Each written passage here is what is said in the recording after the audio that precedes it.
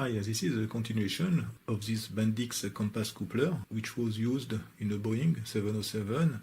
I have done the reverse engineering of the electronic modules. So first this one, so this is the power supply, so there is nothing special. The schematic is here. So there is one transformer here, the big one, this one here. So this transformer generates various voltages. First, DC voltage, which is used for the various electronic modules. And there is here a voltage of 26 volts AC using this RC network. So there is a phase shift between this signal and the other one. This signal is available on the rear connector. I don't know the purpose of that signal. There is also a voltage of 46 volts AC here. Actually, there are two voltages of 46 volts AC, 92 volts between these 2 points. And there is a voltage of 27 volts AC. And there is another transformer, a small one, which delivers a voltage of approximately 3 volts RMS. This voltage is used for the slaving amplifier. And there is another auto transformer here, which delivers a voltage of 23 volts. So I think this is the power supply for the flux detector.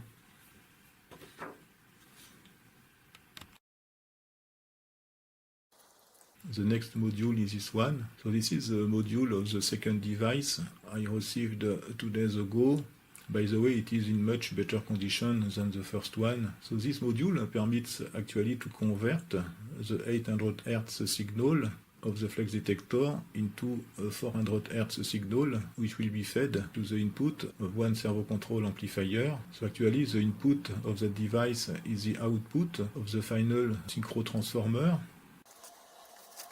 It is this one here. So the shaft of this synchro transformer is slaved to the flux detector. So I have found also the pinout of the synchro transformer. So this gives the input for the flux detector. Let's see in details the schematics of the slaving amplifier, which is the main circuit of that device. This is the complete schematic of the slaving amplifier. The input of the amplifier is here. The input is fed to this transformer, this shielded transformer here. So this permits to increase the sensitivity. The input is connected to the rotor of the slaving control transformer. Okay, so the shaft of this control transformer will be slaved to the flux detector. The flux detector is connected to the stator of this slaving control transformer. Okay, I have drew this flux detector here. The output here is a signal at 800 Hz. We can see that there is a capacitor in parallel, so this is a common technique. I have seen this capacitor present every time in a compass coupler or compass computer, whatever it is called. So this capacitor is specific to the slaving control transformer because the resonant frequency should be closed to 800 Hz. So this permits to increase the sensitivity and to get only the second harmonic of 800 Hz. So this signal is fed to a first preamplifier here. So this is a classic amplifier using this transistor here. But we can see something interesting is these two capacitors. The AC voltage present on the emitter is the same than the AC voltage on the base. So this AC voltage is fed to the intermediate points here, okay, of these two resistors. That means that the AC voltage across these two resistors, this one and this one, is close to 0. So that means that the AC current which flows to the input here is the base current of this transistor. The input resistance of that circuit is the emitter resistance multiplied by the current gain of this transistor, approximately 100. So the input resistance here is approximately 400 or 500 kilo ohms. If these capacitors are not present, the input resistance would be these two resistors in series, in parallel to these two resistors in series, so approximately 10 kilo ohms. So we can see that these two capacitors permit to increase the input resistance. This technique is called bootstrapping. In the middle, there is the most important part of that schematic. This circuit is very simple and clever. So on pin 14 here, there is a reference signal of 400 Hz, because actually the voltage here, so we can see that this voltage is fed to these 2 points here. So on that point and on that point, there is the sum of the 800 Hz signal and the 400 Hz signal. So this diode permits to keep only a part of that signal. At the output here, there will be a pulse which corresponds to half a period of the 800 Hz signal. So depending on the phase between the reference signal here and the phase of the 800 Hz signal, there will be a positive or a negative pulse on these 2 points here. This capacitor permits to have resonant frequency. So at the output here, there will be actually something which is at 400 Hz, and the phase of that signal depends actually on the phase of the 800 Hz signal. The output here is amplified using this amplifier made with this transistor. The gain is 30.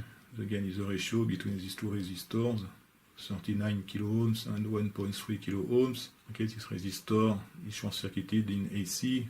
So this resistor is used only for the DC bias. On that module, there is also an amplifier here. So I don't know for the moment the use of this amplifier. I didn't try to find where these 2 points are connected. So I have prepared a setup in order to test that circuit. This is the test setup. The input of the amplifier here is connected to a synchro transmitter. This is this one. I have connected one coil of the stator to a 800 Hz signal, which comes from the function generator with a dual output. The right output is set to 800 Hz and the left output is set to 400 Hz. So the first output of 400 Hz is fed to the reference signal here. The voltage is 3.5 volts RMS. Okay, so the input signal is in blue here. The bottom trace here in red represents actually the output here, and the 2 middle traces, yellow and green, are actually the voltage on the primary of this transformer, this signal and this one. So you can see that I can change the phase of the input signal by changing the position of the shaft of the synchro transmitter. So we can see that the phase of the output signal changes effectively according to the phase of the input signal. The output signal is not a sine signal, but it doesn't matter to drive an AC motor. And we can see the signals on the 2 primaries of this transformer here. If I connect the output to an AC motor with an amplifier, of course, the motor will rotate in one direction or in another one, depending on the phase of the 800 Hz input signal here. So it is what we want. This circuit is clever. It uses only 3 transistors, 2 transistors exactly for this leveling amplifier. There is another one which is used for something else, I don't know what at that time. And the complete device uses only 7 transistors to do everything. It is quite impressive. So now let's see the servo control amplifier. We can see on the screen the schematic diagram of this servo control amplifier using 2 saturable reactors here. The input is here. So there is the first stage using this transistor 2N335. There is a driver stage. The input is controlled by this transformer. This is this small transformer. There is also a power supply transformer. It is this transformer here. The input voltage comes from the power supply. This is the voltage of 92 volts RMS. So we can see on the secondary there are 2 diodes.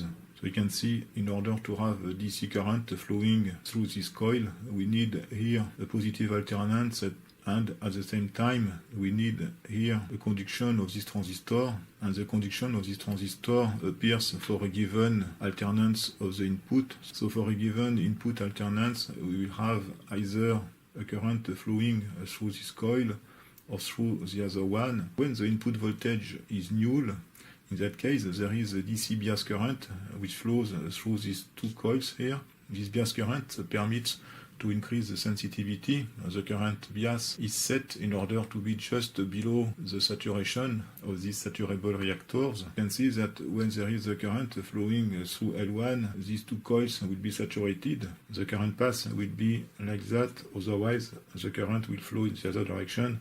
The output here is totally floating. The command winding of the motor is connected between these 2 points here, and between 1 and 2 There is a power supply voltage for the motor.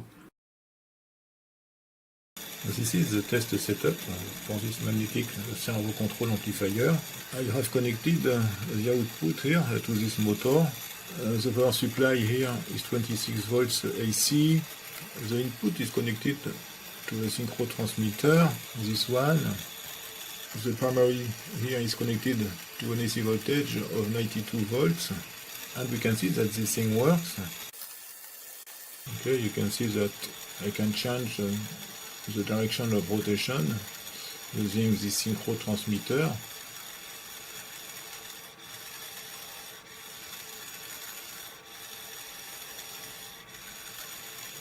What we can do is to measure the output voltage here, because the DCR of these inductors is 10 ohms, so there is a voltage drop depending on the current here.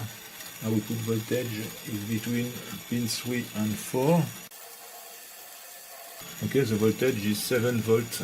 Okay, so with 26 volts approximately, I think there is 24 volts actually. The voltage is 7 volts here. So there is effectively a voltage drop. So we should have enough voltage here in order to take into account the voltage drop across the saturable inductors here. Otherwise, I think it is better to use an AC motor with higher voltage, for example 115 volts, in order to have lower current and lower voltage drop. But anyway, it works. And the gain is quite high because it is difficult to stop the motor.